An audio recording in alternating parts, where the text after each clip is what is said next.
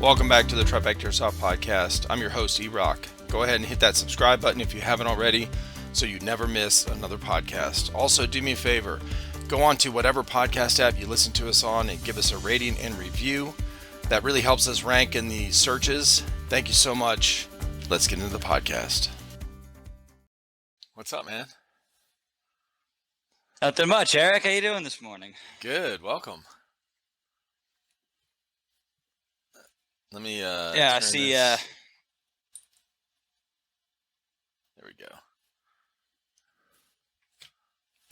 Got a nice display going back there. Yeah. It's been built over time. So the that wooden flag at the top. Yeah. We got that from one of our viewers who does woodworking. The red sign underneath it. So I bought the flag from him. Yeah. And then he made that red light up sign underneath it. That's made out of wood with plexiglass over it. No way. With the LED light. Yeah. So he made that and sent that for free, like a bonus. So it says join the TriFaction. I was blown away because this was like the first probably 8 months of our channel started. And then, so anyway, we got those, and then the Constitution that's framed underneath, that I've had, God, for like 17 years. We had one of my business partners years ago went together with some people and had that made for me and my wife. So kept that, and then this little Funko pop thing. Yeah. This is Halo. The Master Chief one from GameStop exclusive. Oh, wow. It's got I never heard of Pops, bro. Okay. Yeah. My daughter and her husband are like way into them. Yeah, they're so collectible. I mean, it's like Pokemon. Got to catch them all. Yeah. Greatest business so this model. Is the bigger one. So it has the sword there. Yeah, man. Halo is the greatest franchise ever made. Oh, I'm a nerd, bro. I'm glad you have that. Me too. Oh yeah, it was a game changer for me. Game changer. It was a life Literally. changer. It really was. Yeah. I was a PC gamer before Halo came out, and we were doing the basic, nobody did Call of Duty back then. I don't even know if it was out when we were doing it. This is like mid 90s to late 90s. Yeah. We were doing Unreal Tournament, Counter-Strike, the original, and fucking not Doom, Quake. Okay. Yeah. Yeah. So and those were fun, fast-paced fun, but they were not a whole lot of story going on. You know what I'm saying? No. So then I see Halo. One of my buddies was actually who gamed with it. We were both PC gamers. Went over to his house for a cookout, and when I walked in, he was on this new system on his TV, not on his PC, and I said, "What the hell? Vibrant colors, fucking awesome looking gameplay." I was like, "What is this?" The music going. I was like, "What is going on?" Because the games up until that we played were kind of bland, fast-paced action, but and still some color, but no story and no like good music and shit. And I was like, "What is this?" I was blown away. I went and got an Xbox the next week, and history, man, like all the Halos. It is definitely one game I will never skip a cutscene. No, it's literally bridged the gap between almost like movie storytelling and video games. And Yes. I remember seeing it in my cousin's basement, Halo 2, and I was like, oh my God, like you get to play with your friends, like Right.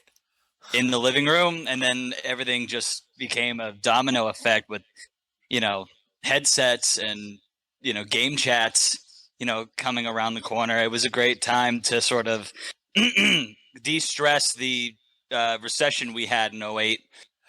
No Taking your shit, anger dude. out in Modern Warfare lobbies was how we coped.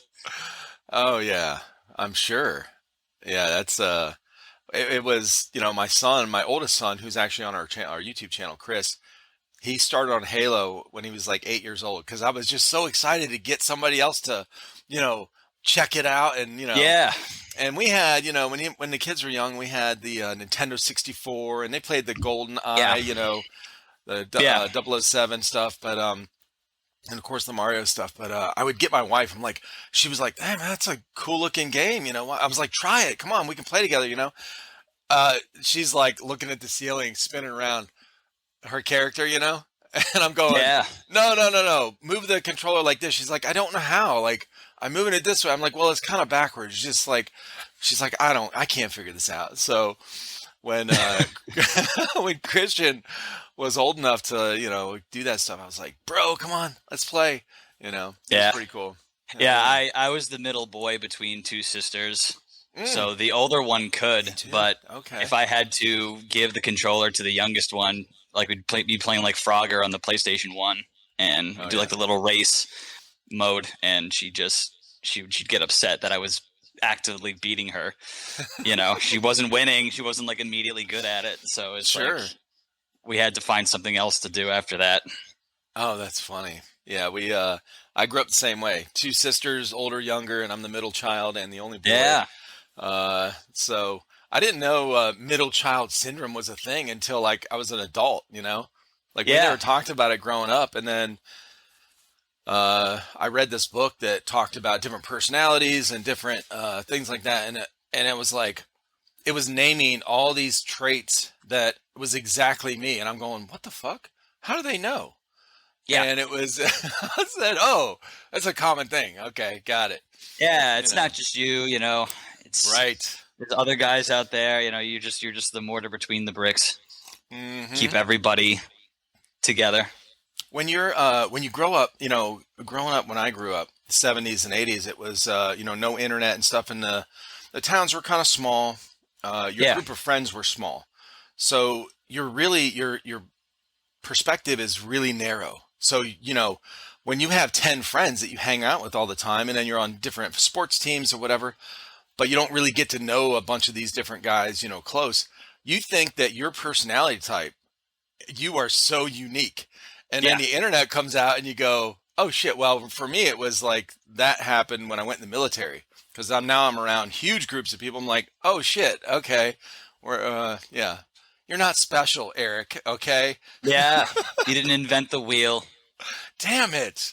You Oh know, yeah. it's so crazy because I was thinking about just a similar idea. Just I know that there's the thing like history repeats itself. You hear a lot Right. today, and it's like I wonder like is that literally just it? It's like we all just come in like we're the same animal we've been Yeah. forever. So it's like do we all just come in here and we think like it's almost like a teenager like against their Yeah. parents like you don't understand what it was like. Yeah. Whatever. But like you feel like you like the system is just you Yep. you are the only thing that exists whatever and then you about like 25, 26 come around and say well I'm kind of just done with all of that. Yep. No shit. Yeah. I feel like we've gotten smarter with technology and like how to work on things, but our Yeah, emotional state, I feel like we're still so fucking dumb. Like we yeah, still are petty as shit. We still, wars are started over the dumbest things.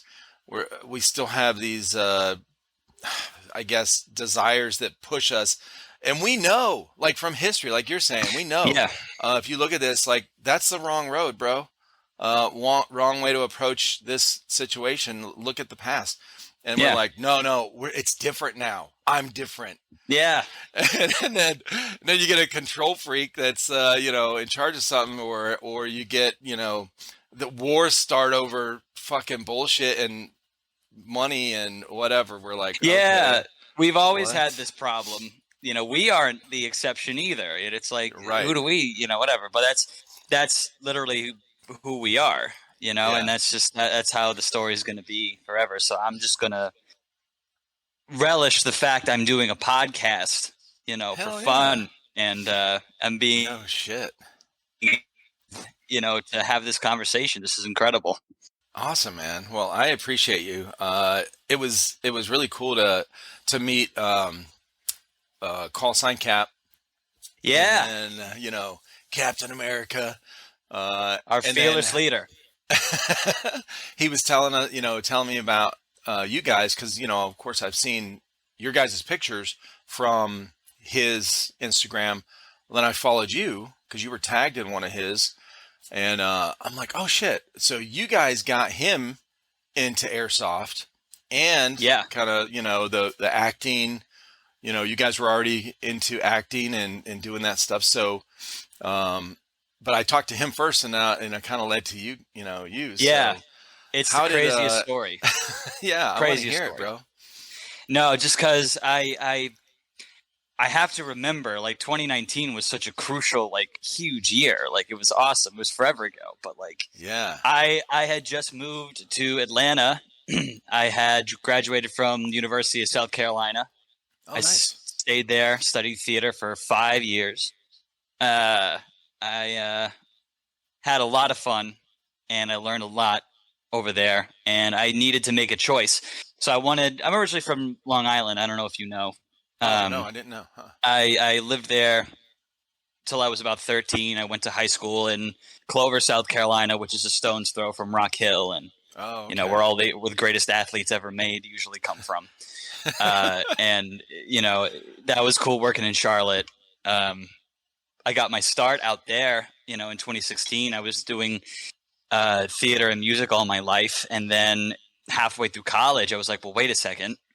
There's this thing called Netflix that's taking over everything, and everything was just changing in the industry at the time. Like everything was coming to the Southeast.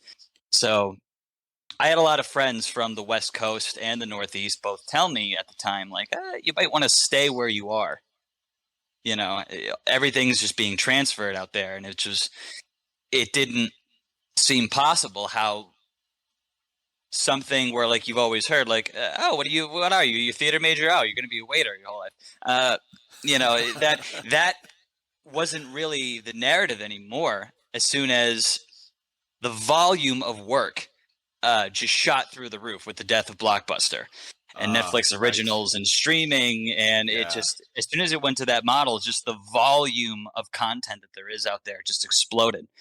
So I said, well, it's like a coin, I've been doing the live thing all my life, but I need to flip the coin. It's the same value, but I need Mm-hmm. to flip the coin and just understand this whole other side to it because I didn't know anything. So I learned everything about the moving image, Hmm. is what they call video. It's just they Oh, have to give it a cooler name. The yeah, yeah. moving image, like 305. Uh, Oh shit.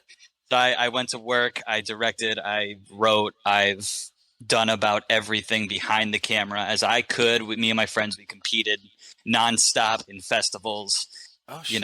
Trying to get out to Hollywood, and that was the idea. Was like Santa Monica and L.A., and then Sure.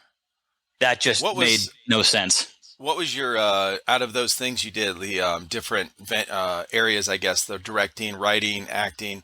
What Yeah, is your favorite, or what are you best at? What do you like the most? I mean, I've always been an actor, and I would say that's what I know best. But other jobs just have to be done. Like somebody's got to sit in Sure. front of Adobe Premiere for 8 hours because everybody else backed out, and now you have Oh to do shit. rewrites, and you're shooting in a urban area in a location, and you come to find out like all your audio, the wiring's picked up a country music station locally, and Oh now shit. you're in the program, and now you're contacting your people like, listen, we can't use any of this audio, whatever. They say, Oh oh, you my got to redo god. it. Just tie, aluminum foil over your wires and just redo it with like 5 hours to go. No, no, no, no, no. Oh, that's a real So trick. So it doesn't pick up yeah, the like local stations. No shit. that's what they told me as a possible solution. I said we just cannot reshoot any of this. So you have to learn to roll with the punches Yeah. and adapt. Yeah, no shit. But I So would say, you like, as a favorite, I really have Jones on the editing side of things. really? Not just with Okay. video editing, but with music editing. I've been a musician all my life. I know how to sight read. I've been a choir kid forever. So you can hand me a sheet of music I've never seen, and I can tell you what your starting pitch and what your rhythms and harmonies are. Wow. Um, so I know enough to get me through, but I also produce music on my own time. Oh shit. Now, did you grow up as a kid like playing an instrument? What got you interested in that? Yeah, I grew up playing guitar. I had friends who started to get into their own sort of hobbies. So I had friends that were drummers, friends that were bassists, friends that were, pianists. Um, I knew a lot of people back then who gave me that foundation. So I made it a point to learn a little bit of everything without really being a master at anything. Right. Just to sort of communicate to people like what, if you think like if there's a guy who like plays something cool, you're like, listen, can we just build on that, please? Yeah. And then you get another, bassist comes in. I'm just saying like there's so many cooks to have in the kitchen. I just wanted to understand what everybody else was seeing, what everybody else was feeling, in their own sort of way. Because even like your bassist solidifies your rhythm. Not a lot of Mm-hmm. people think of that. You think of the drummer, but like, no, it's that guy actually has the lead and then everybody follows him. So listen to that Yeah. guy, be friends with that guy, help him, with his amps and all that stuff. Huh. So I do everything possible in sort of the entertainment sphere because to me it's all the same thing. People Gotcha. get the same kinds of reactions Mm-hmm. from enjoying content, Yeah. content, Right. content, Yeah, content. like a music, a good song or a good Could be film or anything. I whatever. mean, Yeah. I was even a hip hop choreographer in college. They had a dance team that my Oh roommates shit. did, and they roped me into it, And in a semester, I became a leader. So I've always known, I always heard the thing when I was in choir, like, this isn't show business. Where I would raise my hand, like, listen, I'm all show business. Like, where do I fit? So Yeah. So I make it my business to learn everything in case I have to do anything. Yeah. That's wild, dude. Yeah. What a broad background. I Yeah, feel like yeah. I feel like Uh, music and film and everything. When somebody gets into that in a young age, I feel like they tend to be more broad and diversified. Like as they get older, like almost everyone I've met in my life that started out playing drums or guitar, something was very much into music, playing music, not just listening to it. yeah, Uh, where they were kind of like that person that they want to experience more things in life. They want to, oh, that's cool. Let's try this. Or, hey, what's, they're kind of down for whatever, going yeah. through instead of just following the mold of whatever, I guess, our parents were telling us and that kind of thing. I think they branch out more and it creates a good kind of broad background. Yeah, I mean, if nothing else, it helps to be creative just in the space of mental stimulation and exercise and Right. just putting your stamp on something that's nobody else's. Mm-hmm. So even now, just with everything picking up with the channel and where we see ourselves, I see all of these little seeds I've planted kind of sprout up, Yeah. and it's been great to sort of fall into a groove with these guys. Because when I came to Atlanta wasn't part of the plan at all. Okay. Um, I wanted to go back to New York so bad. Mm. It made sense at the Yeah. time, but I looked at the price tag and just said, okay, I can't do this. Um, I I didn't want gotcha. to live in Queens, with like six other dudes in a, place. So I Yeah. came here. I didn't know anybody for a solid like year and a half. Huh.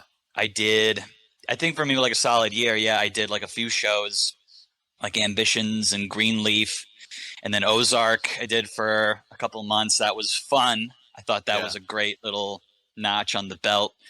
But then I get a little email, whatever, you're submitting to everything, Okay. and you don't even know what you're signing up for.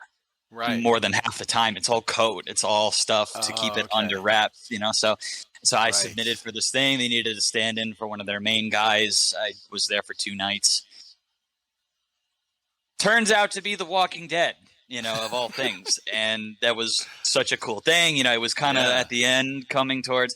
I was a fan, from the very beginning. Uh, we did that for 2 nights at the end of 10, the hilltop raid, the war with all the spears and the shields and the trenches and electric fences. And Okay. I know you I haven't watched it. seen. I haven't seen. No, I have not. I I haven't know seen you the have. last No, season. okay. We all have. I haven't seen the last season. I'll admit. It's a great season. It's a great time to get into Yeah. it. If you haven't, but Well, it's on that my list. yeah, it's the craziest thing because like I get an email after the 2 nights and they say, we have this other thing that you might be a good fit for. You don't know what it is, whatever. You go in and you have the fittings, and then we saw the suits for the first Oh shit. time. Me and the Yeah. and then that group's the first group of guys. So we did the end of 10. We got an overnight. You know, it was just awesome. What everything that they provided for us, the hype, the photos we did with them, and all the promotional stuff. So that was the very last minute and a half of season 10, and they say, "All right, guys, we'll see you in April." And this was 2019, and I was like, "Wait a second, I'm coming back." Oh shit. And yeah, it was the craziest, greatest thing that could have ever happened. So 2020 comes around. Me and Dalton, if you have seen the page, he's another member. We were doing something for Marvel at the time, Okay. and can't really say much yet about it. But Okay. it was something that we wound up not being able to do together. And then that was the end of March of 20. Walking Dead was going to pick up in April of 20. The scheduling was perfect. And then shunk. We are in global Lockdown, pandemic lockdown mode. Yeah. And we were on hold for 9 months. Nothing was being filmed. Nothing was happening here Yeah. in Atlanta. And we were all getting worried. A lot of people were saying, we don't even know what the status of the show is right now. And that was a big thing. But in November of 20, we returned. We did a couple weeks, and then we came back in February of 21. We did all 2021. We did up until March of this past year. So by virtue of just what naturally happened in the world around me, I was in that environment for probably longer than I would have if nothing had ever happened with COVID. Right. So it was a benefit for me, and I got to spend that much more time on set around these guys, around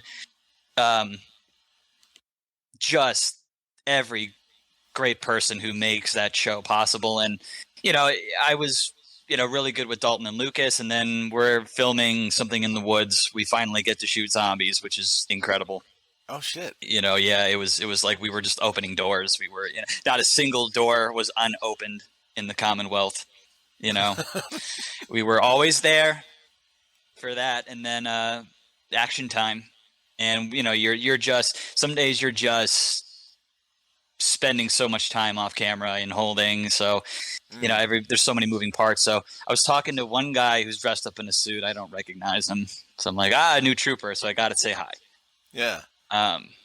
So many faces had come and gone, but now there was a core group that stayed. So new guy. So turns out, his sister had done a lot, for the show in the past few years, his first time. And, it's funny because before I even did the show as a hobby, I said, I want to get back into a hobby. I did a lot of paintball in Rock Hill. So I said, I kind of want to take the next step up, and I got all my gear and I was looking into it, before these guys came around, but I was talking just to anybody, who was listening. And it just happened to be David.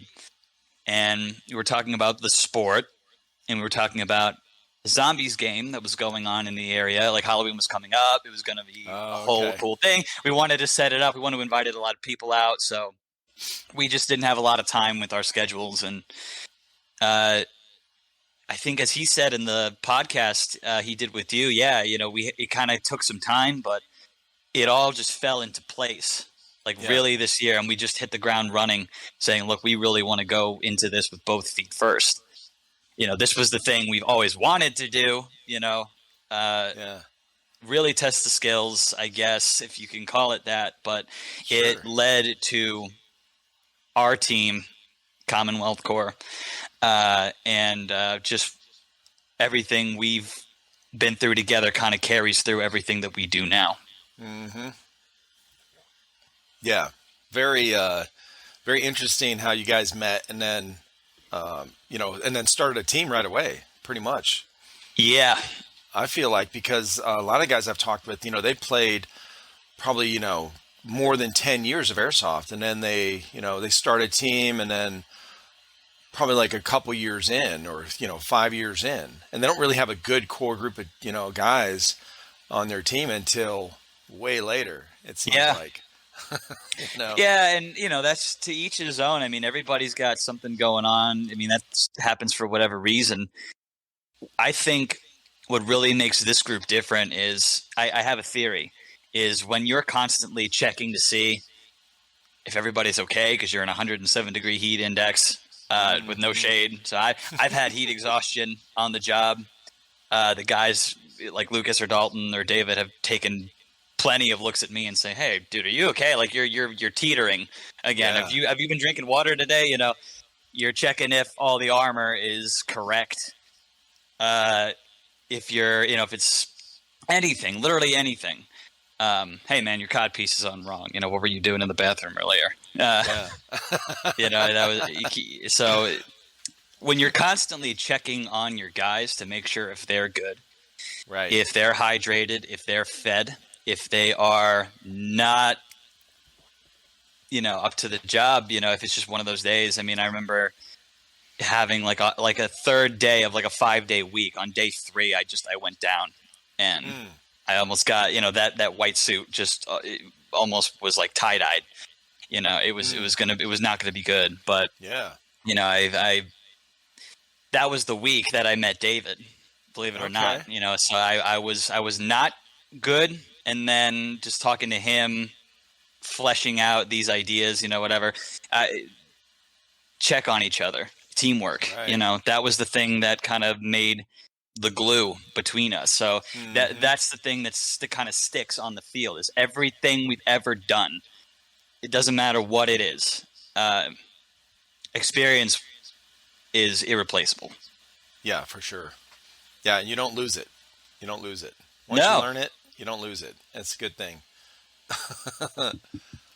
Yeah, that's wild, man. I love to hear your background with like the movie stuff. I've never really met anyone in real life, throughout my history of anyone that's been that close, working on movies or working in, acting and that kind of thing.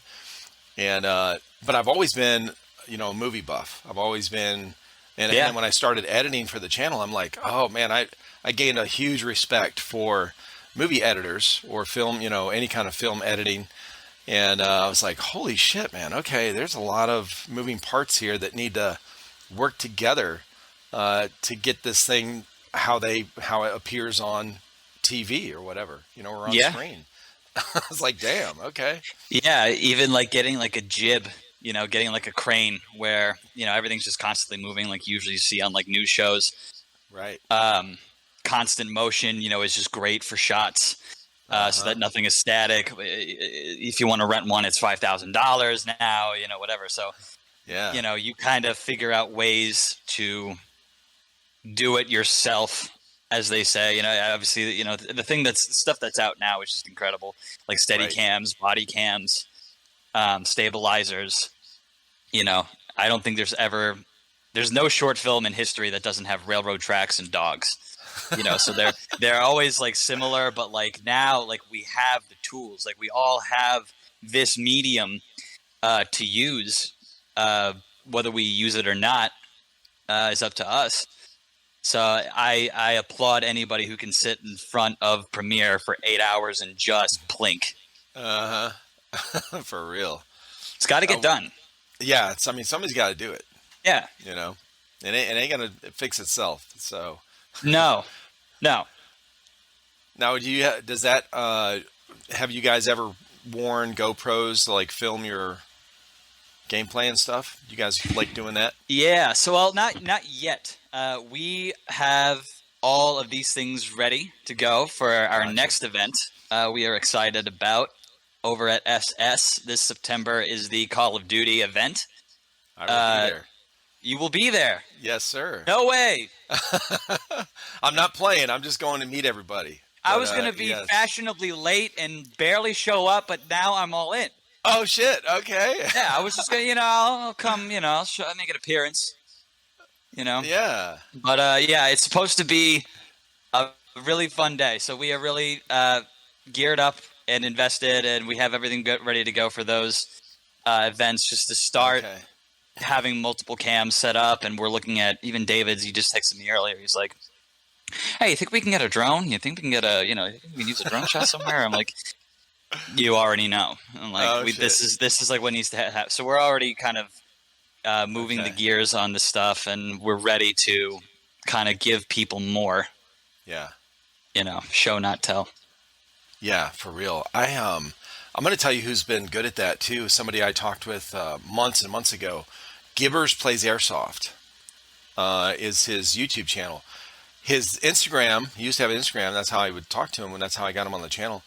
Got taken down or whatever. So, but he's got an i3 or Insta 360 or whatever, one of those cameras, and then he's got a drone, and then he wears GoPros as well. Mm-hmm. So he had somebody wearing his cameras like on the field, and then he had the 360 cam, and then he had the drone. And when he edits, he does switch between all of them for that same kind of scene, just like you would do in the movies, or on a set. And I was like, bro, this is really good. Like, it's a newer channel, newer YouTube channel. So when you're saying this drone stuff, it sounds like when I talked to David, he said kind of the same thing. I asked him about the YouTube, and he's like, I kind of want things to be this way or that, it's kind of like just right, And Yeah. I was like, bro, it's never going to be just right. Okay. Just do it. Just start. We all got beginnings. That's how we. Yeah, we've mulled over that, and I may have gotten in his ear maybe that morning, because I'm also optimistically cautious about everything that I make. I like to give it a certain amount of attention. Yeah. We have an idea. Gotcha. What we really want to do, and Okay. obviously we need to start somewhere, but with what we have and like the skill sets that we have, and with the people that we have available around us, we really want to invest in something bigger. We're not ready to sort of talk about it yet. Yeah, that's fine. But I think Well, I'm intrigued. Yeah, with all the tools we kind of sit back and look at, that we do have, and just having, again, the experience that we do together, and Right. getting to see a master class on how a lot of this stuff is done. Yeah. We also want to show something that's not just, because obviously with just the loadout that David has, I mean, we could do a million videos just on every single marker that is in the armory somewhere. I mean, Right. his hall, I mean, that wall is impressive. I'm building my building my set, but I got a lot of ways to catch up when it comes to the captain. Oh yeah, he got in, man, and he went balls to the wall with it, bro. Like 1,000%. That's what I'm saying when I mean like he's our fearless leader. Like, we just starting out, like with me, Dalton, and Lucas getting into the sport, it was almost like having a guy who was our age, but just miles ahead in terms of the knowledge, in terms of just stripping down any marker you find. I mean, right now he's working on my M4 for me, Oh, nice. So it's we have a guy who just knows his stuff. Mhm. And even like starting out, like having us like take some of the rifles or some of the weapons like he's had just to put on the field, just to try different things. Like, Yeah. we're all kind of finding our niche now, and we're all kind of different in our roles, I guess, on the team. But, it's just so incredible to see just the stuff that's out there. Even like now, like in 2022, like I'm starting to see like in the sport, there's more like sci-fi themed weapons coming out. We're starting to go into this other space because everything's been kind of done. Right. Obviously, the M5s, the new rifles that the U.S. military is picking up, those are going to come out, I'm sure. Yeah. Um, so we like the whole thing. There's so much out there. I mean, if you look at Dalton's kit, he's got lever actions, he's got Schofield revolvers, Oh he's shit. just red deaded out. Yeah, Oh, that's cool. yeah, and Okay. those are DMRs, by the way. Those pistols. Yeah, not really. They shoot that far. Yeah, we had a quick draw one day and we didn't tape it, but we just wanted to have a quick draw. I've just got a 1911, and he's got the big iron, whatever. Yeah. He hit me in my no square, and I was it was the funniest thing that had ever. I was in so much pain, but it was just so funny that Oh, the shit. whole field. We had a guy officiating; he had never seen it before. The whole field just died. That's But funny, dude. DMR rated, yeah, Yeah. not No fun. shit. Oh man, that's funny. Yeah, well, it's cool to see. I'm glad I'm talking with you guys now. I'm glad I found David. When I did, and before you guys start your channel and whatever you had, have coming up with filming and all that. So Yeah, going back to when you were saying when you got into, you kind of did all these different things, writing and directing and stuff. Do you have something that you've created? Like, did you do short films for a while? yeah, Did you make your own kind of? Because I talked to somebody. The reason I thought of this, as you were saying that, I've met somebody on Instagram that I have been meaning to have on the podcast. He's an airsofter and an army vet, and also he does short films. He's also an artist, so yeah. he does a lot of. He's actually drawn a lot of people's logos for them, or just sticker designs, patch designs, and Tactical Dork is his Instagram, and he made and worked on a couple of short films that I actually watched that he had posted on YouTube or whatever, really good. And then, so do you have something that you've worked on? Do you have it Yeah, saved or? there are a couple run through the Campus Movie Fest channels. Obviously, when you hand over your baby, it belongs to them. So it would Oh, be under those kind of labelings and all that. But there are a mm. few things I could send or have the audience just scour across on YouTube and just leave it up to chance. Because those just you have to blow the dust off them because there's some things that you just look at and you're like, yeah, that could have been better. But Sure. I was lucky to have like one year I was lucky to have two entries. I did two entries myself, me and some friends. I had out of like the 200 or 300 entries, there's a final 16. I was lucky to have two of them make the final cut. Oh shit. Those are available to watch on YouTube: Before the Flesh and The Sky Beneath Our Feet. That's what they're called. Yes. Okay. I'll have to. Everything's a 5 minute short, and Gotcha. I've made other things that are harder to find on Now, YouTube. when you go to make those, what? Uh, so you find out about this. What is it like a contest type of thing, or Yeah, and then you see all the stipulations like no more than 5 minutes or whatever kind of thing. Does it have to be a certain like what kind of rules are involved in that? I'm not sure. yeah. Like that was so when I had the keys, and I got to be in the director's chair and write and actually hire people, have locations, kind of map what I wanted out of it. My junior year, I I had a lot of vision with it. So, you just rely on the people around you. I had a very skilled set of people who I had access to, I had worked with prior, and you keep your friends close, I guess. But, Right. um, for me, that was a year where I had competed and they had used all of our footage. We did a lot of location filming in Columbia and Charleston.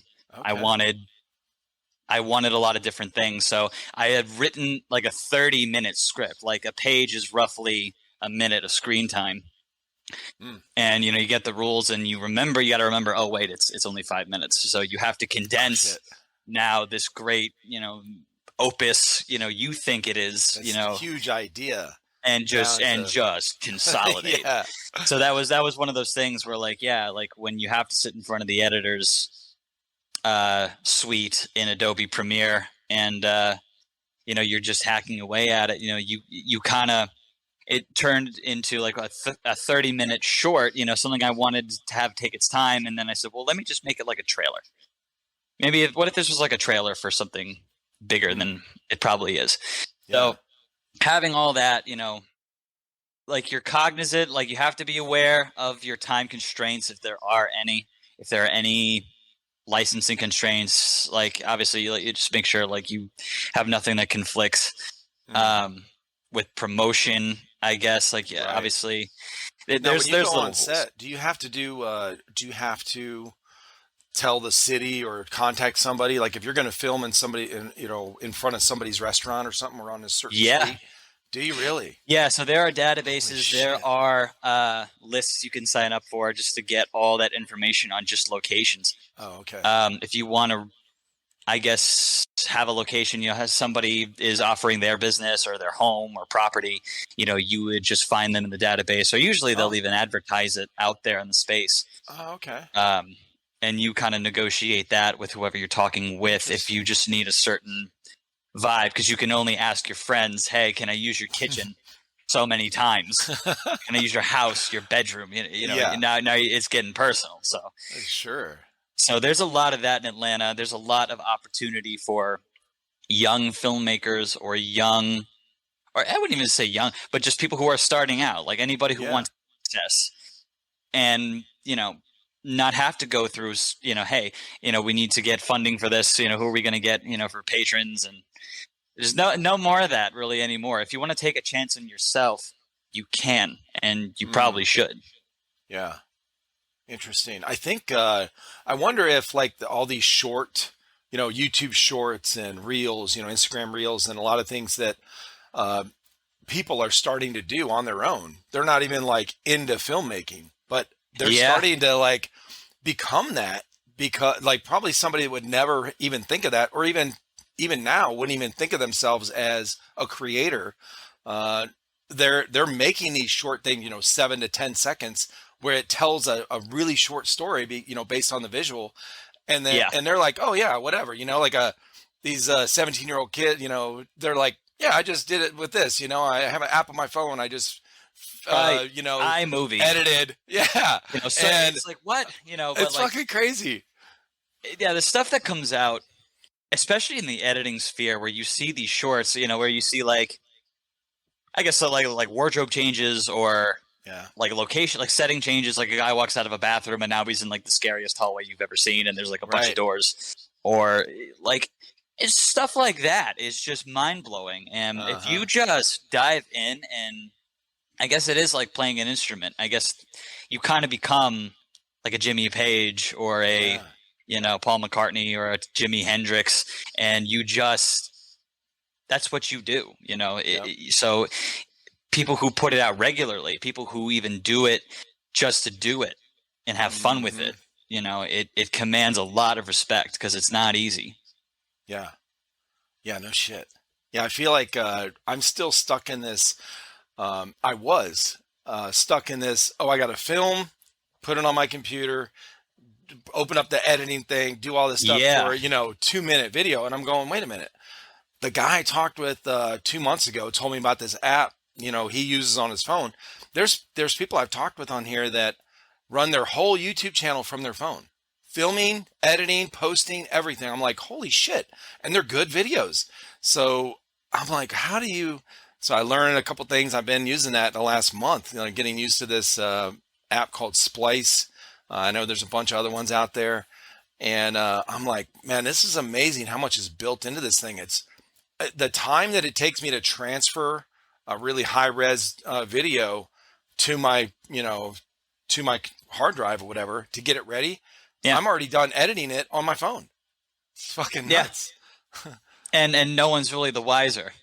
If you have an app. I mean, I remember just learning photography in college, or learning how like digital editing and Photoshop. I like just learning even like the file format, like when it has to come in .tiff format, just because that's the raw file. That's really what you want. The photographer can edit it a lot more versus like a JPEG. It's like who even cares? You know, I have Canva on my phone. You know what I mean, or Right. whatever it is. It's like times are changing, and Yeah. if they haven't already, so it's wise to just understand just what's out there, and if there are people that are more skilled than you at something, you have to say welcome aboard Mm-hmm. and cooperate. Yeah. You know, because you can really get with I really do believe, especially when it goes back to the team, nobody great has ever done anything on their own. 100%. Everybody great I've ever seen has always been part of a group, and they just splinter off. They go their own way for a little bit, or they stay Yeah. together. But you have to know who your people are, Mm-hmm. and also be willing to clear the space and have other people be excellent. Yeah. Right. For sure. Yeah. We can't always be in the lead position or whatever it is. Like you guys with the acting, David was new, but he knew more about airsoft or whatever, like Yeah, trading back and forth. Like, and yeah. that's what I love to see about these, what you're talking about with your friends. The nobody's ego got in the way, and y'all just like, hey, we're helping each other or whatever. Yeah, I just can't explain it because Yeah. I've I've been very lucky to have a group of guys that are just at my speed. Nobody's competitive, and we all have kind of signed on to this sort of egocentric thing where it's like, we still, I think we like to believe, the show's still going on, and Right. uh, That's cool. but in that way, it's like the show must go on. Right. I will never stop being a trooper to my guys. Yeah. Whatever that means. Hell yeah. Now, do you have any plans for the future, like as far as in your head, that or ideals that ideas of bigger movies? Do you want to be on a bigger movie?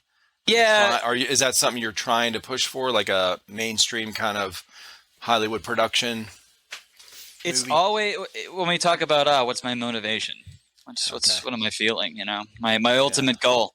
When we talk about ultimate goals, I've thought a lot about this. I think about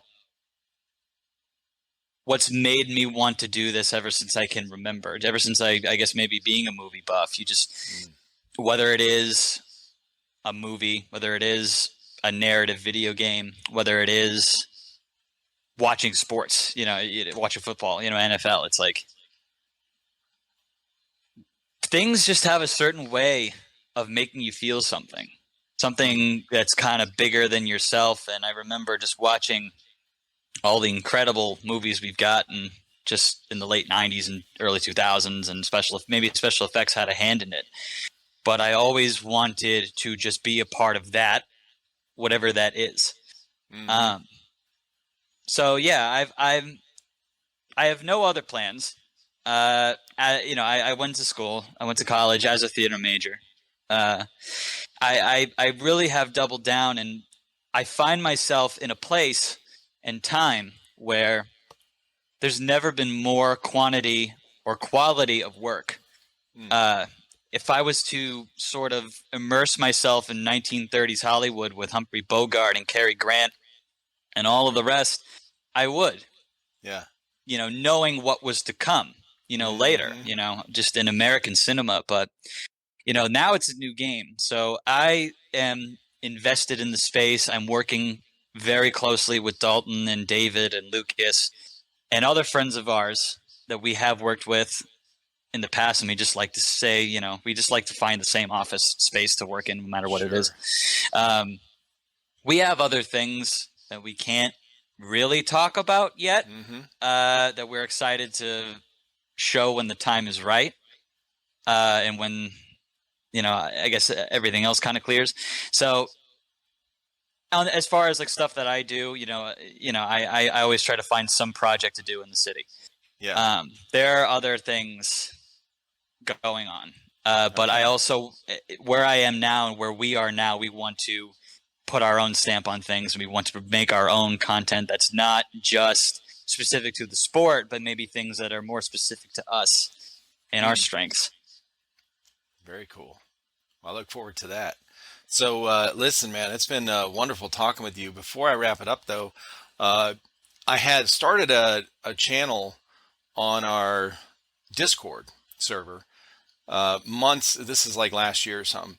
It was one of these. It's called Best Fucking Movies Ever. Okay, Mm, because that's a great title. we were like, I was drunk and I'm Yeah. sitting here like, we're chatting on, Discord, just, with all of our people on there. And so movies came up and I'm like, I'm just going to start a separate thing, instead of in the general chat that just gets lost in all the chat, we'll just make a list in here. So I started this channel on the server called Best Fucking Movies Ever. Well, what would you say, as being in this industry and having such a history, top five, top 10, what do you, it's hard to say, oh, my favorite movie of all time, because there's so many Yeah. good ones out there. So what is your, do you have a list in your head of things that have inspired you, changed you, motivated you, that you Yeah. I love? mean, Okay. I've always gravitated towards stories that were just larger than life, but I always enjoy very grounded. Because everything's, I used to, read scripts for plays. I used to, read a lot of Neil Simon, um, watch all those movies from the 70s with Redford and Oh, shit. Streisand and Richard Dreyfuss. Yeah. So I would say most influential movies of my day in the beginning were definitely the first Jurassic Park movies. Uh, I was a huge Jeff Goldblum fan. Uh, Yeah. I loved just the Star Wars prequels. Yes, and that is a hill I will die on. Because I love how we got flack from the original trilogy fans, and then we just unilaterally agree that this new series was just you know overhyped. Speaking of that, I heard all the bullshit about the newer Star Wars. Okay, this is when Hmm. before I started working again, I was still laid up, so I was looking for whatever to watch and do whatever. So we had all the Star Wars movies. One of my sons is a huge like Star Wars and then Marvel, all the and comics and anime and all that kind of stuff. So uh, he had the whole set. Well, I went and I was like, I'm gonna watch. Instead of because I hadn't watched the last one, like the latest one yet, and I was like, well, instead of doing that, I'm just watching it by itself because I heard all this bullshit about it and negative. I'm like, I'm gonna watch the whole series from start to finish in the order it's supposed to be. So because of course I grew up with the originals, watch all those, but I'm gonna watch them the way they're supposed to be watched. Well, I did that within like a 4 day period. And I'm telling you, man, it totally changed my perspective of Star Wars. It was awesome. And there was not Yeah, one thing I could criticize on the last movie. I'm like, because then I'm thinking, as I'm watching it, I'm going, my expectation was like, oh, this is going to be shit because of all the stuff I heard. yeah, And I'm going, no, this totally makes sense why she's like this or how this could be the character. Like everything made sense. I was like, wow, this is cool. But that was the way I told my sons. I was yeah, like, watch it like that, and I'm telling you, you can't criticize, bro. yeah. I would say that's something I really need to get into because I would just say one of my favorite movies right now that I think caught the entire world by storm out of nowhere. Uh, Having watched the original and then seen it in the theater, uh, Top Gun Maverick. Oh yeah, Holy mackerel! Was that a dude. sucker punch? All these people, my wife and I went to see it, and we're huge Top Gun fans, original, and then and Tom Cruise fans. Well, you know, all this stuff, like, man, oh, it's better than the. My wife said, oh, I've heard people say it's better than the first one. I'm like, bullshit. There's no way. There's no fucking way. I walked out of the theater going, yes, it was. Yeah, I cannot believe they did it. I cannot believe they did it. The way it was yeah, filmed, oh, it was intense, bro. Loved it. yeah, and that is something I am just so like I nerd about because of the practicality of everything, how it was done. Yeah, It's not this sort of spectacle, nonstop, right. thing that's just in your face. A pretty image is a pretty image, but knowing that it's guys in the cockpit that are really taking the G's up there, and Mm-hmm.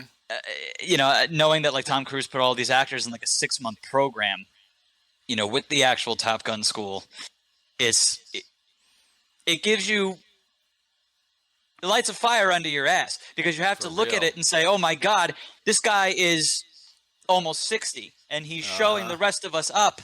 It's not just a feel good movie. It's not just something that was done, with all the craziest stunts in mind and all the, real like grounded in practicality. Yeah. Um, it had something to say. My favorite line in there is when they call him into the office and they say, you should be a 2-star admiral by now, or a 2-star general Mm-hmm. by now, and you're still a captain, still flight, what are you doing here? Yeah. And he just says, it's one of life's greatest mysteries, sir. Or, him saying, oh, you don't have to feed pilots, you don't have to pay pilots, the future is drones, and, we're shutting you down. And he gives him that whole business, and then when he just looks at the guy and says, sorry, sir, but not today. Exactly. And the whole theme of that movie for me that just made it cool was just how he is kind of a teacher or a mentor for these students, for these new people who,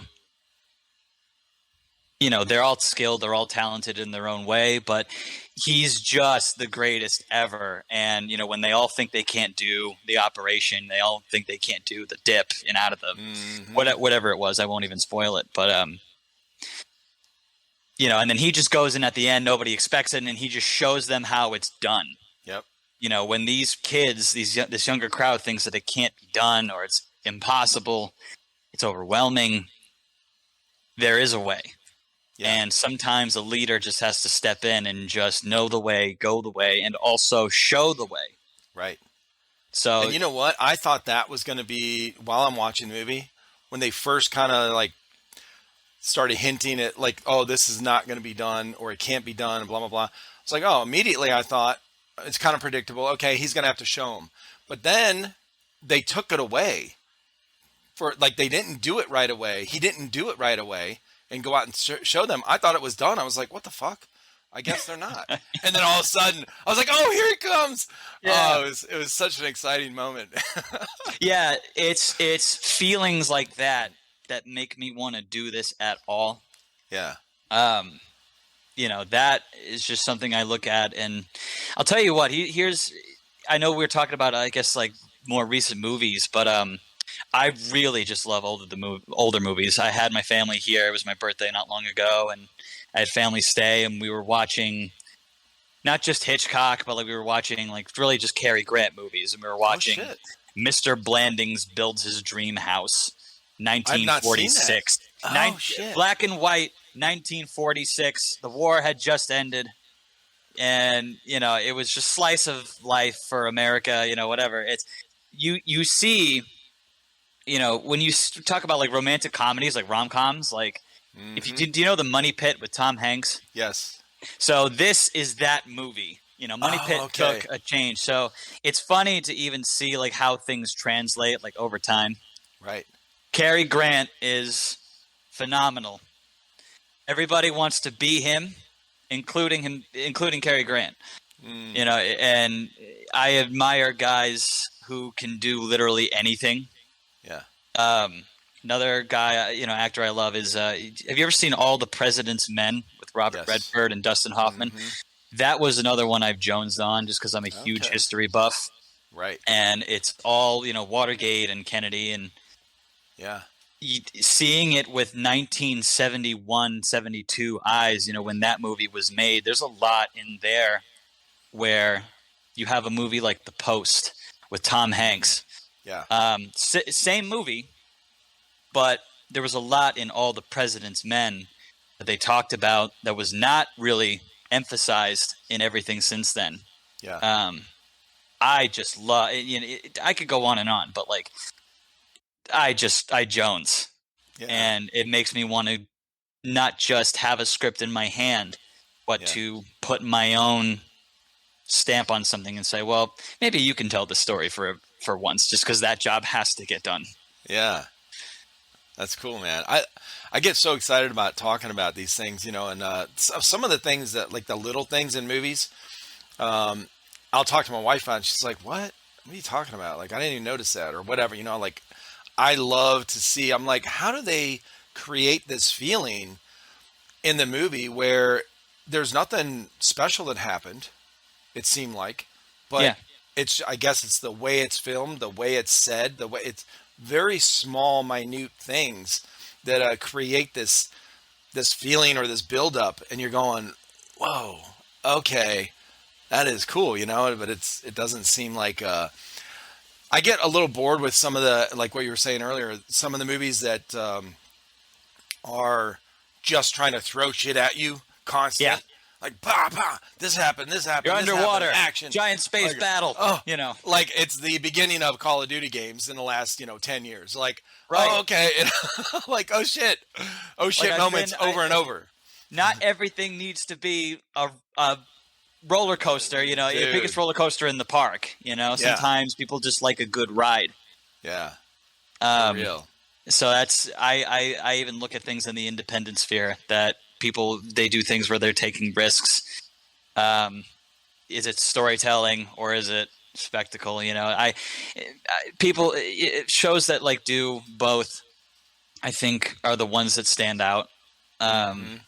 but it literally seems like all of that is being done, in this area in Atlanta. So I'm glad I could be a part of it. Nice. I'm glad I could sort of be here, Right. maybe in the right place in the right time. Awesome. Well, man, I really appreciate you. Thank you for coming on, taking time out of your schedule today, and I really look forward to meeting you in person. Thank you, Eric. Yeah. So I've said it before in the chat, just real quick. I know you're in Simpsonville. Yep. I spent all my time in Clover and Columbia and a lot of time in Charleston. Okay. I actually have I didn't know this, but I actually have familial roots. Like, my grandparents, they lived there for a while. I have family shit. buried in Bennettsville, believe Oh, it or shit. not. And I Yeah. had no idea. Right.